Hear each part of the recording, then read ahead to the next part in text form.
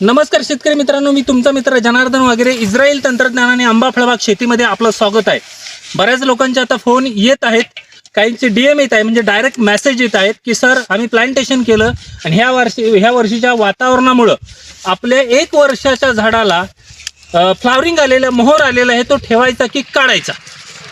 तर मित्रांनो, कोणीही तो मोहर ठेवायचा नाही, तो मोहर 100% काढायचा आहे.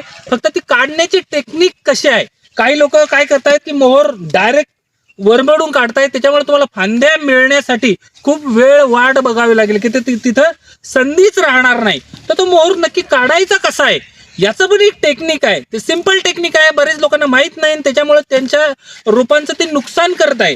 तर आपण जवळ घे दादा, मी तुम्हाला प्रत्यक्ष दाखवतो. आता ह्या झाडाला तुम्हाला फ्लावरिंग आलेलं आहे, मोहर आलेला आहे, पण हे मोहर काढायचं कसं आहे? तुम्ही काय करता, काही लोक डायरेक्ट असं काढून टाकतात, त्याच्यामुळे इथं डॅमेज होत आहे, नवीन फांदे यायला खूप उशीर होतोय. लक्षात ठेवा, ही फार काळजी करण्याची गोष्ट आहे आणि व्यवस्थित मॅनेजमेंटची गोष्ट आहे. तर पहिल्यांदा काय करा, हे दांडे आहेत ते मोहराचे, हे काढून घ्या. साधी गोष्ट मी तुम्हाला शिकवणार आहे, सोपी गोष्ट शिकवणार आहे.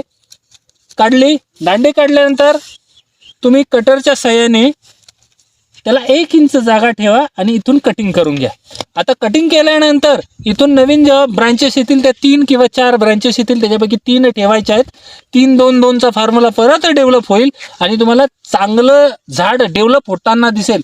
जर तुम्ही हा फ्लावरिंगचा दांडा काढला नाही, हे झाड डेव्हलप होणार नाही, त्याला फळं लागतील आणि ते अजून आकसेल. म्हणून तुम्हाला ही आत्ताच संधी आहे, झाड डेव्हलप करण्यासाठी. जरी फ्लावरिंग आला असेल तर त्याला अशा प्रकारे करा. त्याच्यानंतर तुम्ही त्याच्यावर M45 किंवा 1% बोर्डो 2 ml प्रति लिटर प्रमाणे घ्या आणि त्याची फवारणी करा. अगदी कुठल्याही प्रकारची बुरशी लागणार नाही. बुरशी विरहित झाडं, सशक्त झाडं तयार होतील. धन्यवाद. जय महाराष्ट्र, जय बळीराजा.